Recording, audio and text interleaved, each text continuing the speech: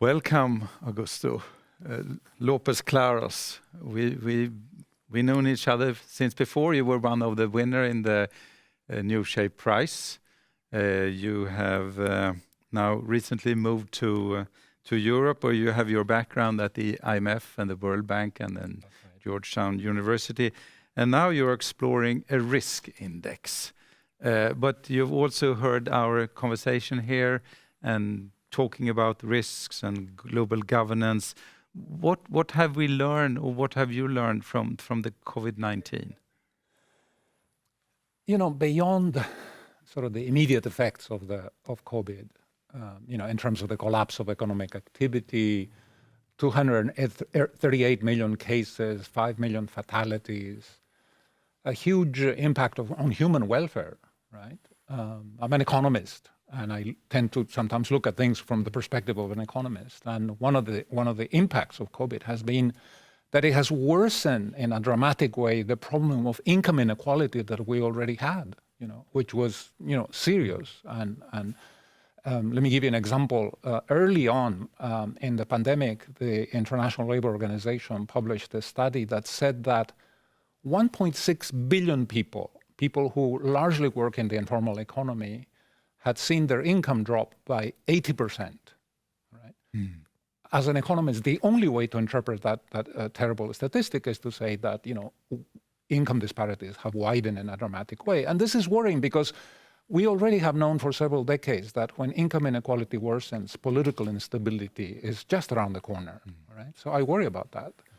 But beyond that, I think that for me the main lesson of the pandemic is essentially that. Number one, obviously, the point has been made, we were totally unprepared for it, right? Totally unprepared. But why were we unprepared? And it seems to me that one of the reasons is that going back for many decades already, we have not been allocating resources in a way that is intelligent. And let me give you two examples, right? According to the IMF, we have been spending every year for many years already, $5 trillion essentially subsidizing energy, coal, natural gas, electricity, fossil fuels. Right? And this subsidization not only, of course, accelerates climate change. Right? And we still do. Yeah, it's an incentive, right, to consume cheap energy.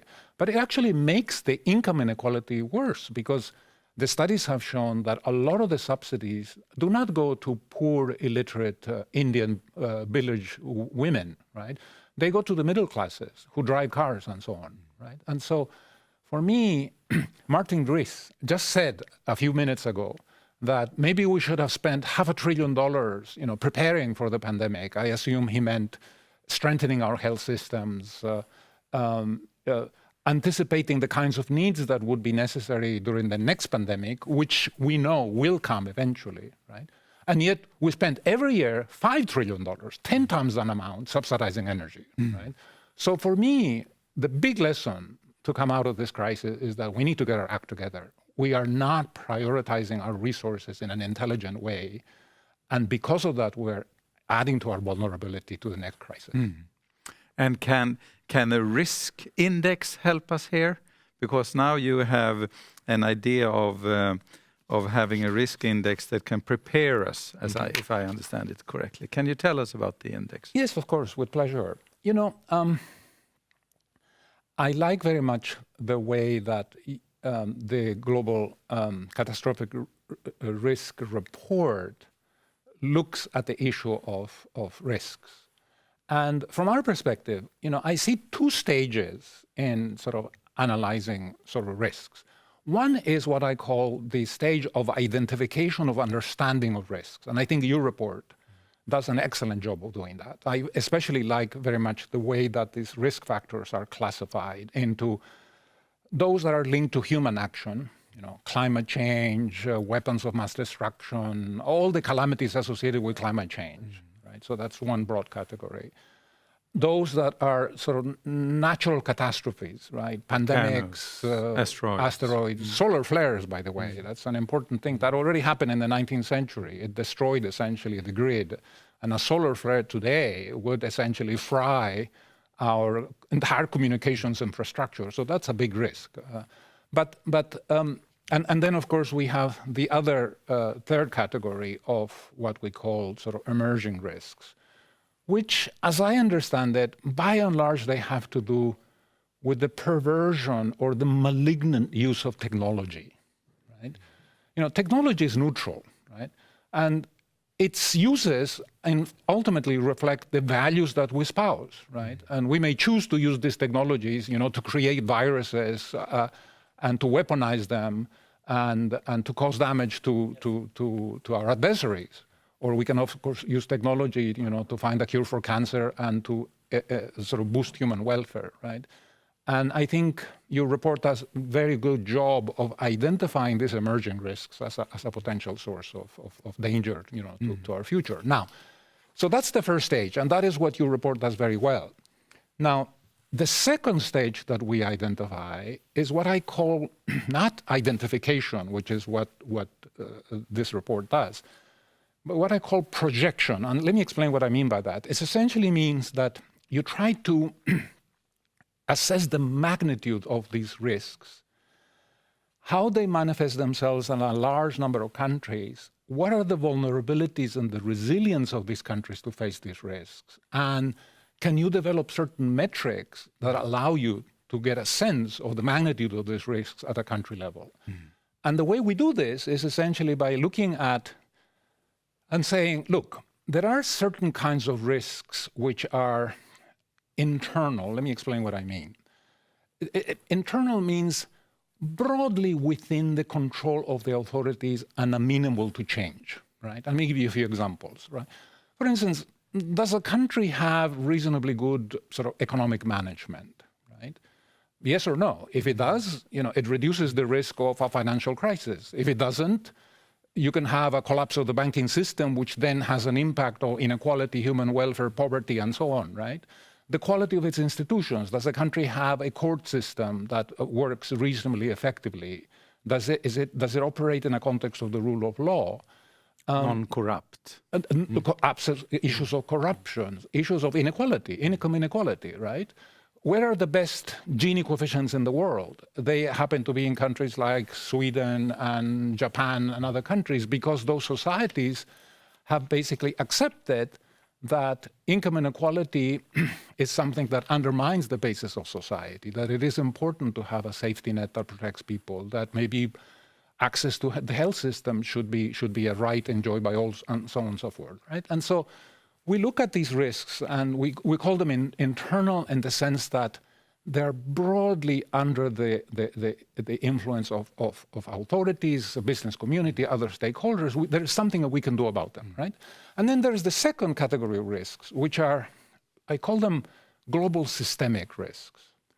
And here, you are familiar with the list: climate change, biodiversity loss, sort of natural disasters, environmental devastation, pollution, water scarcity, vulnerabilities in the global financial system. Trade right? conflicts. And so on, right?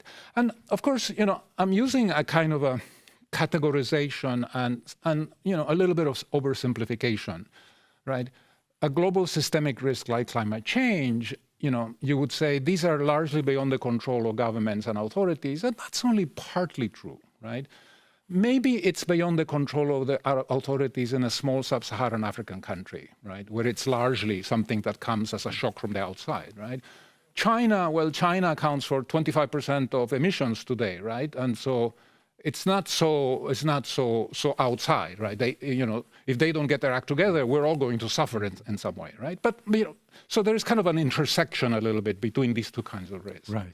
And you sometimes when we talk about prosperity, we talk about pillars for prosperity. Right. But you have used pillars here to have as a measurement of the risks. Can you tell us about that?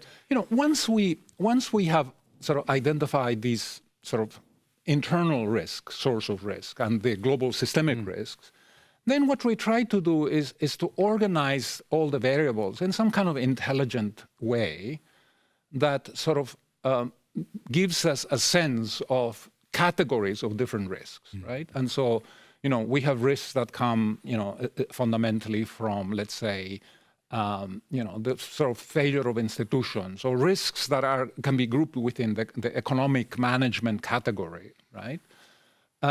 And then, a lot of these global systemic risks are captured under sort of external vulnerabilities and environmental risks. It's a way of sort of organizing sort of the data in a way that is intelligent and that is appealing, right? And how would you like that this risk index would be used? If you have categorized different countries, for instance, how should the risk index help us? Yes, the idea, in a way, what we have done is produce something that is, complementary to your risk report, right? Your risk report is very good in terms of identifying and understanding, right, these risk factors.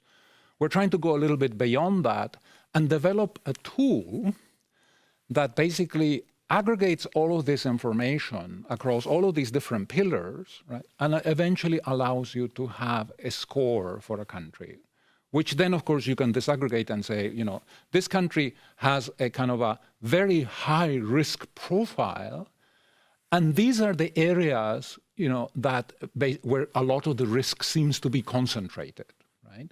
In other words, each country has a score, but when you look at the components of that score, they may vary different, from country to country, depending on the individual circumstances, the priorities of government, and so on, right?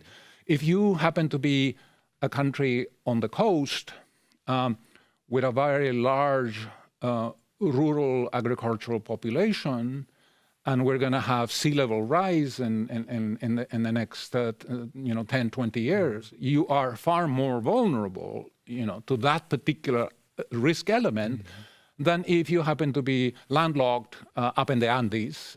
Sea level rise is not going to affect you, right?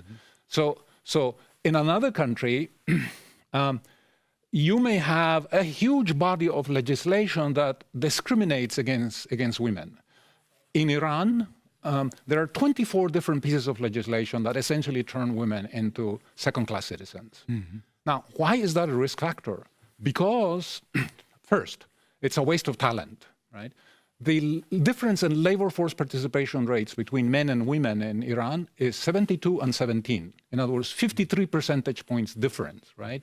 So essentially, they're educating their women, but they're not working, right? So they don't contribute to prosperity. But beyond that, the absence of women in, to use the expression, the corridors of power, right? The fact that they're not politically empowered, the fact that in Iran only 5% of women are in parliament, 95% of them are men, that is a risk factor for violence. Right, and it's a loss of capacity, of course. Of course, capacity in the first instance, but beyond that, violence, violence in society. The absence of women from political empowerment has been tied to the incidence of violence and warfare throughout our history.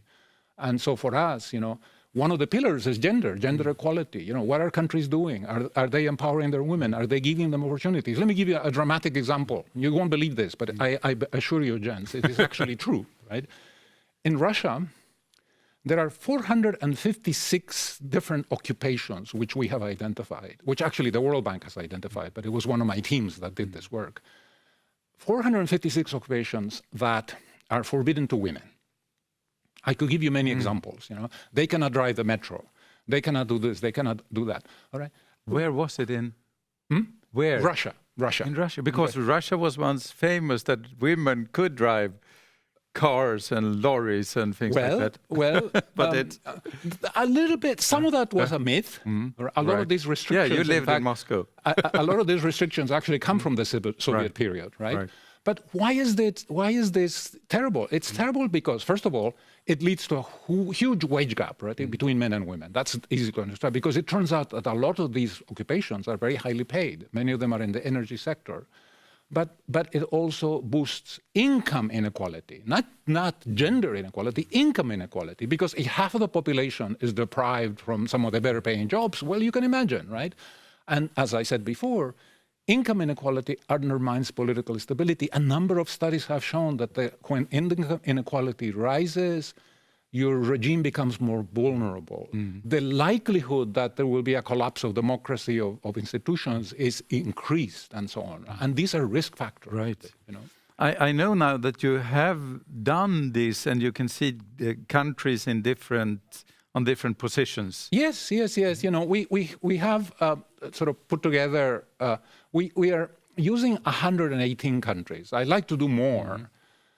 But a lot of the sort of data requirements that we have are very onerous, especially on the environmental side, the external vulnerability side.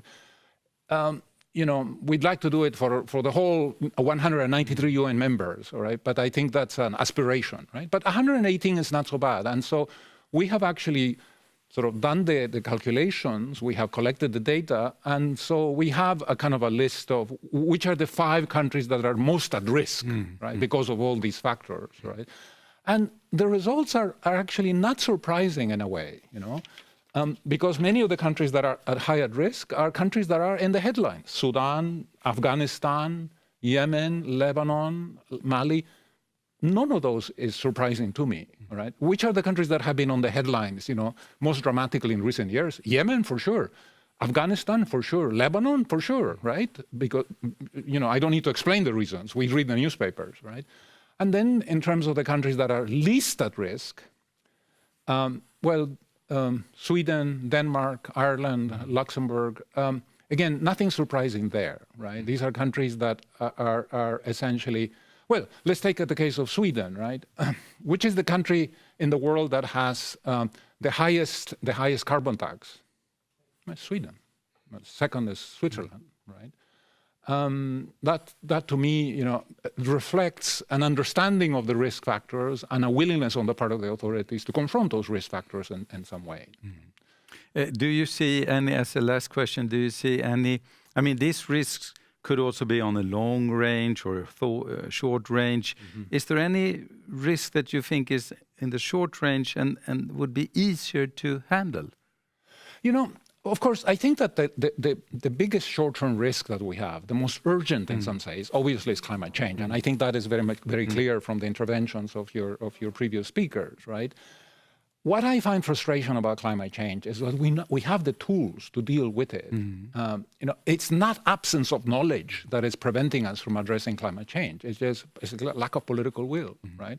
We know that carbon taxes are an absolute necessity if we're going to deal with climate change in an effective way, and yet we're not doing it. We're not doing it. Even in places like the United States, where the new administration is very committed, you know, to basically abandoning the misguided policies of the past and confronting climate change and taking a leadership position in terms of climate change, the idea of carbon taxes are a non-starter because the polarized political environment would not allow it. So the administration in the US has its hands tied in terms of that. And that is, and also I worry about China, the fact that they have not yet accepted the 1.5 degree sort of target as something that they would like to internalize in their policies. China accounts for 25% of global emissions. 2/3 of that is basically steel and cement, you know, because they have this business model which is based on huge investments in infrastructure and so on and so forth. And if you look at their plans for the near term, they still anticipate sort of enhancing the capacity of the coal industry, and that worries me. So that's the short term. The longer term, to conclude, in the longer term, my worry shifts beyond climate change. And let me share here with you something. You know, in 1919, in The Hague, there was a group of experts. We would call them a civil society organization today, all right? They were called the Central Organization for a Durable Peace, right? And in 1919, they received a letter from an Iranian sort of philosopher, sort of mystic, if you wish, right? And this letter said something that is very fundamental, very interesting. He said, God has created no frontier between France and Germany. If we continue wedded to this notion of patriotism, right, nationalism, it will be the cause of the destruction of the world. Right? And for me, I think our biggest challenge today beyond climate change is essentially to internalize the idea that we are all citizens of one common fatherland. We need to develop this concept of sort of solidarity that goes beyond the nation state, that encompasses all of humanity. You know, the mapping of the human genome has already established there is only one race, the human race, right? And I think that because we haven't internalized these insights from science, we live in a world of rising militarism, of national sovereignty, which you have mentioned a number of times this afternoon. And I think that that is the real risk for us, because it prevents us coming together and working in a way that helps us to address not just climate change, weapons of mass destruction, inequality, gender, you know, all these other all these other factors.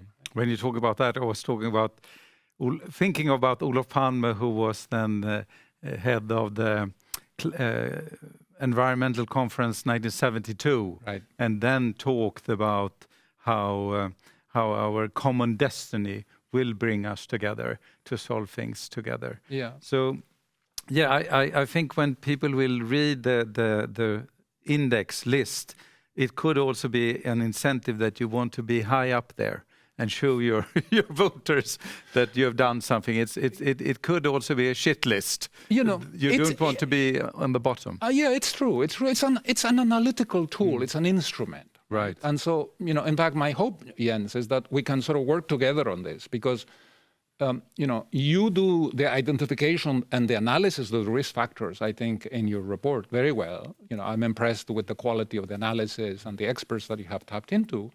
And what we're doing is we're saying, let us deliver a kind of a quantified framework using tons and tons of data, right, that will actually add a little bit of substance, you know, to this risk identification. And when you bring the two together, I think we can all gain from this. Right.